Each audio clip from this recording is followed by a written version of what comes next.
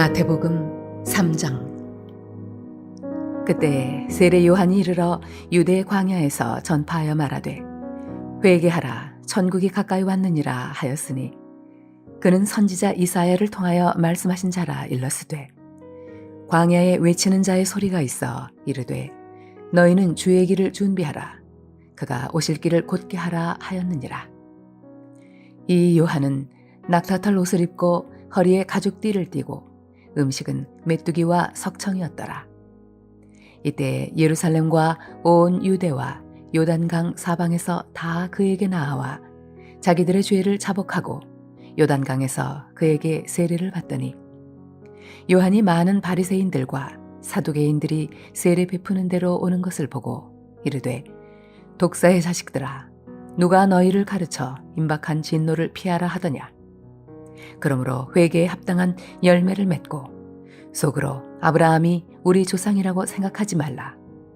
내가 너희에게 이르노니 하나님이 능히 이 돌들로도 아브라함의 자손이 되게 하시리라.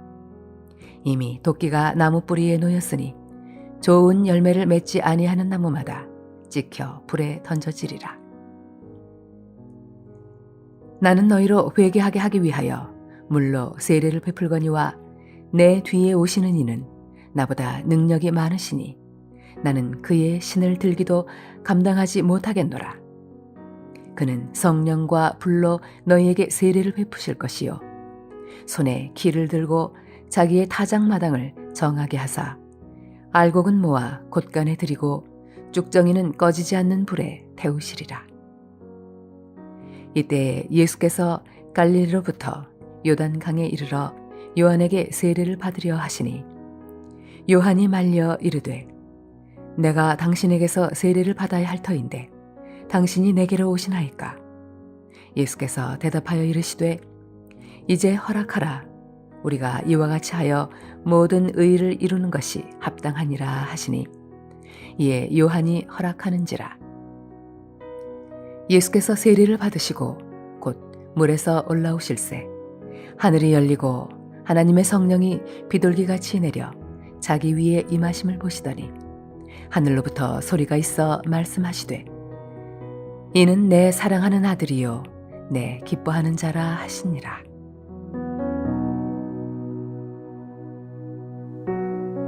할렐루야. 오늘도 말씀 가운데 주시는 하나님의 은혜를 힘입어 하루를 승리하는 저와 여러분 되시길 주님의 이름으로 축원합니다. 하나님 말씀 신약성경 마태복음 3장 1절에서 12절입니다.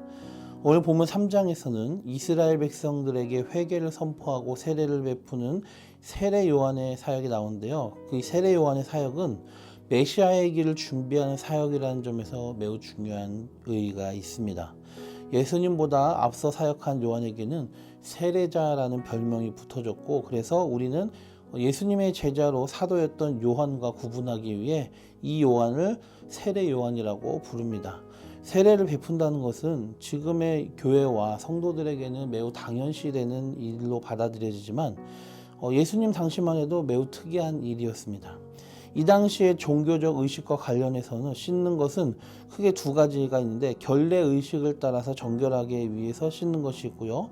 두 번째로 이방인이 유대교로 개종할 때 씻는 것, 이렇게 두 가지가 있었다고 하는데 이들 모두는 스스로 자기가 씻는 거였어요.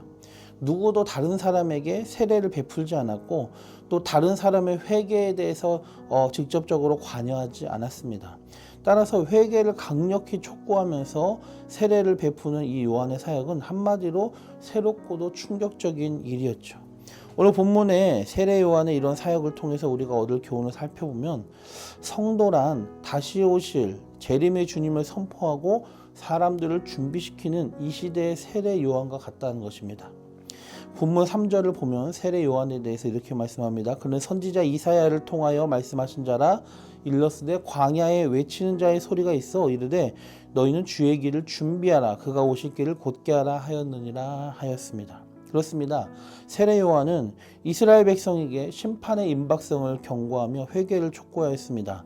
회개하라 천국이 가까이 왔느니라. 그러면서 메시아의 길을 예비하는 사명을 감당했던 것입니다. 그는 물로 세례를 베풀며 사람들로 하여금 회개케 함과 동시에 메시아 곧 초림의 그리스도를 맞이할 마음의 준비를 시키고 있는 것입니다. 이는 오늘날의 교회와 성도도 마찬가지입니다.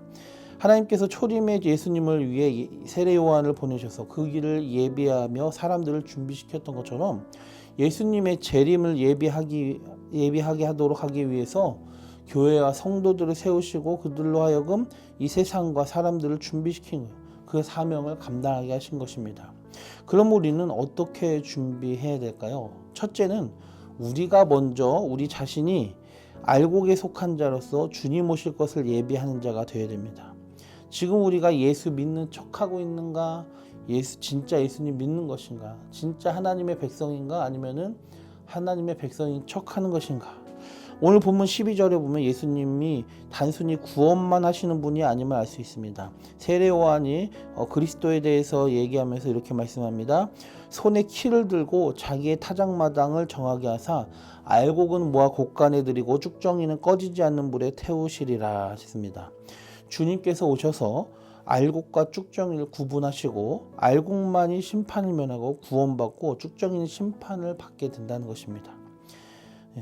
또 본문 9절에도 이렇게 말씀하고 있죠. 이 돌들로도 아브라함의 자손이 되게 하신다.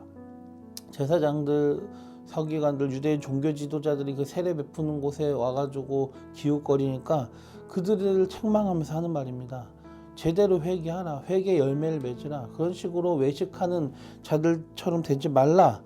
그러니까 유대인이라고 자랑하면서 하나님의 백성이라고 그 혈통적인 하나님의 백성이라는 그 모습만으로 너희가 구원받을 수가 없다 라고 하면서 하는 말이 돌들로도 아브라함의 자손이 되게 하신다 했어요. 참된 회개와 그 회개의 증거인 회개의 열매가 너희에게 있어야 된다라는 것입니다. 것이 아니라 우리 속사람이 문제라는 것이죠. 지금 우리도 마찬가지입니다. 우리 속사람이 문제입니다. 아까 말씀드린 것처럼 내가 예수 믿는 척하고 있는 건가? 바리새인들처럼. 아니면 진짜 예수 믿는 것인가? 하나님의 백성인 척하는 건가? 진짜 하나님의 백성인가? 내가 진짜 성도다운 성도인가? 믿는 신용만 하는 것인가? 우리는 우리 자신을 살펴야 됩니다. 참된 회개의 열매, 우리 삶에서 진정한 믿음과 함께 회개에 합당한 열매를 맺는 삶을 통해서 진짜 하나님의 백성, 진짜 성도, 진짜 믿음을 가진 사람, 알곡과 같은 신자로 우리가 먼저 준비될 줄로 믿습니다. 두 번째로 우리가 어떻게 준비해야 되느냐? 세례 요한이 그러했던 것처럼 우리도 주님의 재림을 대비해서 복음을 전하고 죄 가운데 있는 세상 사람들이 죄를 깨닫고 회개하고 예수님을 믿을 수 있게 해야 됩니다. 나만 예수 잘 믿고 나만 알곡되는 것으로 그쳐야 되는 것이 아니란 것입니다. 그래서 2024년 새해에는 작년보다 더 우리가 영혼 사랑하는 마음을 가지고 전도팀과 함께 사역도 하시고 또 우리의 삶에서 관계 전도를 통하여서 가족과 친지와 이웃들을 위해서 기도하고 그들에게 복음을 전하기에 더욱 힘쓰는 우리 모두가 되시길 주님의 이름으로 축원합니다. 기도드리겠습니다. 좋으신 주님, 이 시대에도 세례 요한과 같이 저희들을 세우셔서 다시 오실 주님을 그분의 길을 준비하게 하셔서 너무도 감사합니다. 저희들이 먼저 알고 계속한 자가 되게 해 주시옵소서. 주님, 예수 믿는 척하는 자가 되지 않게 하시고 교회 등록만 하고 예배 자리에 앉아 있는 것으로 만족하지 않게 하시고 진짜 우리 속사람이 새롭게 되길 원합니다. 신용만 하는 것이 아니라 우리 속사람도 겉사람도 아브라함의 자손, 알곡과 같은 믿음의 성도가 되게 해주시고 또 우리가 각자의 삶에서 영혼 사랑하는 마음을 가지고 전도에 힘쓰길 원합니다. 주님이 언제 오십니까? 이 세상 모든 민족에게 복음이 전파되어야 그때야 끝이 오고 그때 주님께서 오신다고 했습니다. 사람들이 예수님 오실 것을 믿지 않고 모르는 상태로 그저 자기를 위해서 살다가 심판에 빠지고 죽게 되지 않도록 많은 사람들을 위해서 예수님을 전하는 우리 모든 물레동교회 성도님들 되게 하여 주시옵소서. 예수님의 이름으로 감사하며 기도드리옵나이다. 아멘.